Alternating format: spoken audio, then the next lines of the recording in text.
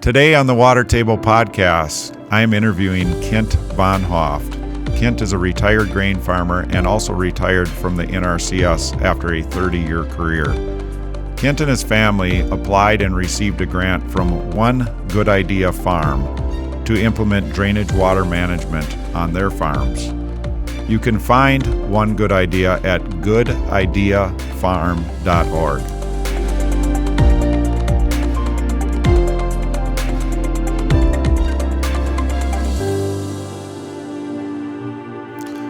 All right, welcome back to the Water Table Podcast. I'm Jamie Dunnick. Today I have with me Kent Bonhoft. Kent is a grain farmer in Illinois. He has a long history of being in the farming and agricultural world. Kent served as a district conservationist for over 30 years for NRCS, and he operates a small family farm for over 25 years. But he retired in 2021 from active farming, but still manages farms through a 50-50 crop share with his tenants.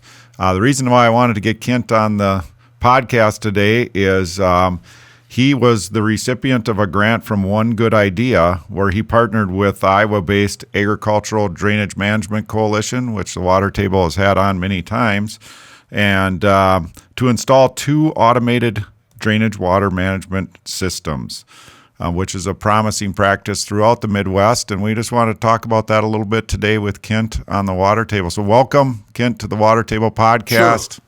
Glad to be here. Yeah, so let's just start. Why don't you tell me a little bit about your history in farming? And obviously you were a conservationist with NRCS for most of your career there in Illinois, but how did both of those things connect and collide? And well, I'd always had a passion for farming, and growing up on a small hog and corn, soybean, wheat farm in South Central Illinois, and so I was about 25 years ago was able to take over the farming operation and try to implement what I was preaching for NRCS, and so that always made it challenging, made some long days and nights in there to get everything done and try to meet my obligations and all the way around. So one of the things where I grew up farming was we always had tight soils where we weren't able to get the water off. We used surface drainage. Tile wasn't a prominent practice, but we did 3 years ago get tile in the ground. And my wife's farm is about an hour and a half away in central Illinois in Christian County, and so there we've got a little bit better soils, but still it's a wet farm, and we're looking for ways to improve it there. Sure. So what is you grew up on a farm? Your parents were farmers, is that correct? And so right. That's how you kind of gained your love for farming. Sure. Mm-hmm. And your farm was near where you live now in Groveland, or was that further away? It's farther away, about 3 hours away, down near Effingham, Illinois. Okay. And then my wife's farm is in the Taylorville, Illinois area. Sure. So tell me a little bit about how you decided on a career as a conservationist with the NRCS, and how that kind of played out the way it did. Yeah, I'd gotten out of college, and I started working as a swine herdsman, and then I decided there needed to be other opportunities out there, so I went looking, and always enjoyed working with farmers and helping them out. And so I was able to get on in the late 80s with the Soil Conservation Service, and throughout my career spent 4 different locations before I spent the majority in Bloomington, Normal, McLean County there, and then helping with farmers and seeing how the water could be managed and how it could be improved, because that was really a lot of our work was water management that caused soil erosion. So. Sure. Yeah, that's going to be a good question for me here in a little bit. But as you went on in your career, what was like maybe one of, doesn't have to be the most, but one of the most satisfying things from your job? Just you mentioned twice that you enjoy helping farmers. What was one of the practices or things that you were able to communicate that farmers maybe didn't know through your role at NRCS that really satisfied you and your job and made you feel like you were making a difference?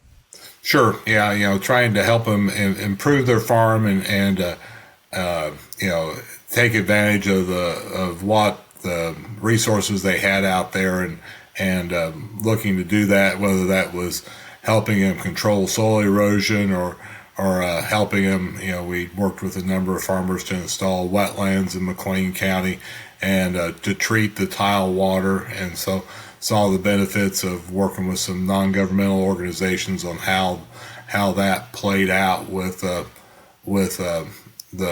we could treat some of the soil related things, but it still didn't impact the water quality that they were finding in the streams and coming out of the tiles. So I knew that there needed to be some ways to do that. Well, wetlands is one of those, and one of the things that we talked about was drainage water management or bioreactors were a couple other practices that are out there that can help treat tile water. So yeah, and correct me if I'm wrong. I don't know this answer, but just my experience and history of just watching things, it seems like that McLean County and through there seems like a lot of the storms set up there, and there's more water that comes through that area than maybe north and south of that by 100 miles. Is that right?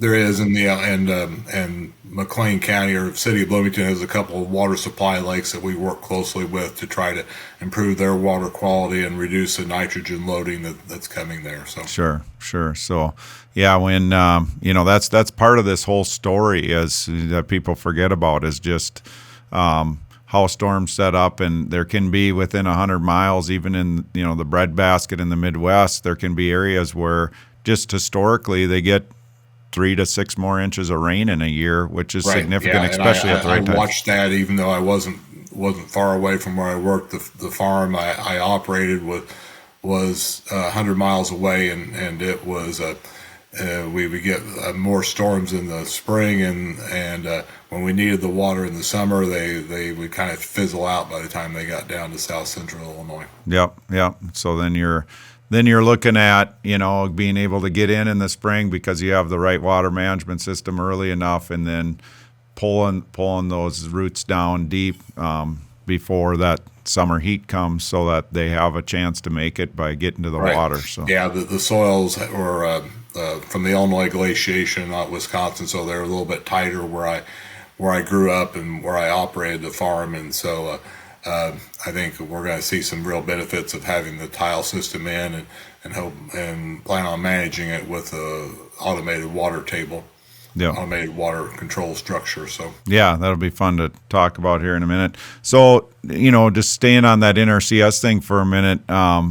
30 years is a long time. A lot of things change, and agriculture. A lot of people don't realize if you're not in agriculture, how much technology has advanced the industry. And tell me a little bit about that from the standpoint of from when you started to when you retired. What did you see? What did you, so in some ways, technology sometimes makes us say, okay, it's time for me to retire or time for me to move on because of technology. And then on the other side of that is, it gives me a lot of hope for the future because we have introduced this technology. So just talk a little bit about how that progressed. We started off, as part of my career, we would have a level that you looked through and had a person holding a rod on the other end to do surveying for practices, and we advanced to laser levels, and then we had GPS, and we could generate maps and topo maps for the farm, and we could see LiDAR, and you could see what was going on in the landscape without looking at it on your eyes, because I've been fooled many a time thinking water went one way, and it actually, when you surveyed it, it went the other way. And so that was a big change. And then just the technology that farmers have to be able to see what was going on. I think one of the big things was the yield monitors. They knew that those hills and those wet holes weren't yielding, but they didn't realize how how poor the yields were in those areas, and they were able to see that, and that got them thinking, that they've been draining soils and trying to manage water for over 100 years, but that's, well, if I'm only getting 50 bushels the acre here and I can get it up to 150, well, how much more profit could I make? And if I can invest and get that, make that return on investment pay off in a few short years, it's something they would look to do. So yeah, it's the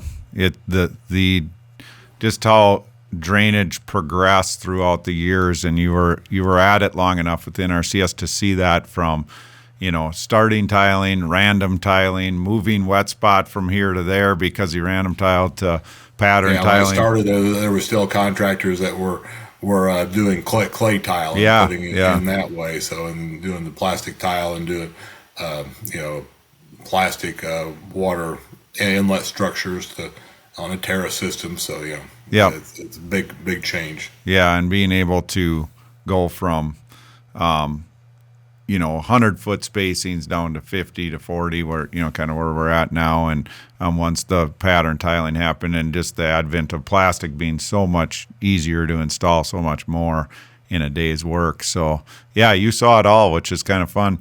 How about just as I'm listening to your talk, and you had a career in agriculture, but outside of farming, and owned the land, and still was very connected to the farm. Where does your family legacy, is that going to continue? Do you have kids? Are they interested in agriculture? I have two children, a son and a daughter, and unfortunately they haven't had that desire to follow in that. So as I aged out and I decided to retire from farming, I've got a brother-in-law that operates my wife's farm and his son, and they're doing a lot of things. In fact, they started organic operation about 5 years ago, so we've been reaping the benefits of that as they fine-tune their system there. So yeah, cool. That's great, and sounds like that legacy of farming will probably continue though through, or legacy of agriculture will probably continue through land ownership. Sure. Within your family. Yeah. So. Plan to keep that and keep it in the family, and both farms have been in the family over 100 years. So wow. Look to continue that on. Yeah, that's a great legacy for your family. Congratulations on that. So let's move a little bit to this One Good Idea grant that you received. When did you receive the grant, and what was your thoughts on applying for it? It was about a year ago or so. I think we applied. I think we found out about maybe through the Illinois Sustainable Ag Partnership. I'm not quite sure. I try to keep up on what's going on with different conservation projects and activities, and so we made the application for this One Good Idea, and thought it was a good opportunity to implement the practice. And so we were looking at installing a drainage water management structure. Like I say, we've got a tile system on my home farm of 40 acres that I had put in and started in 2019 and finished in 2022. And my wife's farm, we just started to implement a tile system there. So we thought it was a good opportunity to combine the two, since we knew what the tiling was and where it was and how it would fit in there. Yeah. So. Yeah. Have you seen any, it's only been a year, and I'm not close enough to Illinois to know kind of what the growing season was like last summer, but have you seen some benefits in both being able to having some rain and also being able to hold some water back if it got dry in the summer? Yeah, we really haven't had that. It was a dry fall. We didn't get it installed until late summer, and so it was pretty much there. But we by the time we got any significant rain in early November, there hadn't been much flow, and we've got an automated sensors there that tell us what the water level is on the structure, and but it was amazing when we did get that first flow. And we didn't have the full 80 acres tiled. We only had about a third of it, 25 or so acres, and it jumped up about 2 feet within a matter of a day or two. Really? Holding water Yeah. back. So, Yeah. so at that point in time, we opened it up so that we had plans to get the rest of the field tiled, so we didn't want to impede that. So we opened it up and have kept it up open all winter because we've just finished tiling that field last week. So Sure. And it's interesting what you just said, that so many people, misconception, general public just doesn't understand the opportunity that we have to store water in the soil profile too, was exactly what drainage water management is doing when you have those systems closed. But when you think about it, if you had 2 feet of water that it came up, that's 2 acre feet. That is a lot of water you're storing, even if it's only 25 acres. And it's exactly what we can do to help with water quality as far as just slowing down, that sure. flashpoint. And I've seen in my career, we're working with watersheds, and I've been around long enough to see the land use change. There used to be more pastures and more areas that where water would filtrate through the soil, and now it's sped up, and we plan on in future winters being able to hold that water back and hold the nutrients that go with that water from going downstream. Yep.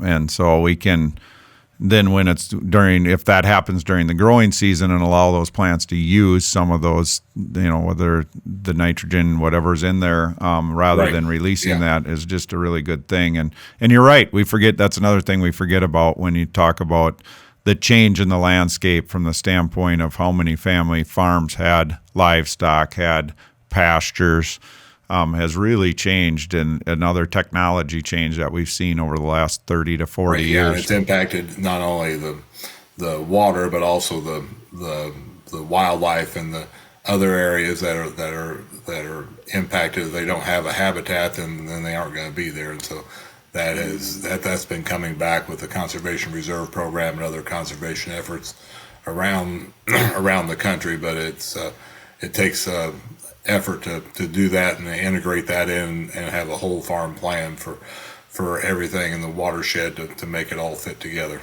Yep. The diversity of the landscape is what makes it interesting to wildlife and also to us as humans, right? So yeah, well, I really appreciate you joining me. It's exciting to see, somebody that's I'm not going to call you old, Kent, but I'm going to say in your. Well, I received my Medicare card to become active next week. So. All right. Well, I'm still not going to be the guy to call you old, but I am going to say that it's fun when we have people that have a lot of experience like you do that are looking to the future. This isn't something that this drainage water management practice and grant you're getting from One Good Idea really isn't going to benefit you as much as it's going to benefit the next generation of your children and those to own the farm and the water quality. To be able to see the increased yields and the improved environment is what we're looking for, a win-win all the way around. So Right. So, we'd like to stay in touch with you here at the water table and see how this is progressing and what you're seeing as Mother Nature gives us droughts and gives us a lot of water and how it's working. So, yeah, drought's always a major impact. I remember 83 and 88 and 2012 that has impacted our area, and they happen every year at someplace. Yep. So. Yep, for sure. And then when you said that 2012 was something up here in Minnesota where we didn't really see the effects of that till really late, where we had kind of made a crop already, and down where you're at, you didn't make much of a crop. So I was utilizing cover crops and no-till, and I didn't have great yields at 75 or 80, but there were other folks in the same section that were disking their corn crops under. So yeah, and that interesting with. So yeah, a cover crop conversation would be fun to have with you too. I've always enjoyed those, as it's a good educational tool for me. So I appreciate your time today on the Water Table, Kent, and best of luck to you with this grant. Let's stay in touch. Okay, sounds great. Thank you, Jamie. Thank you.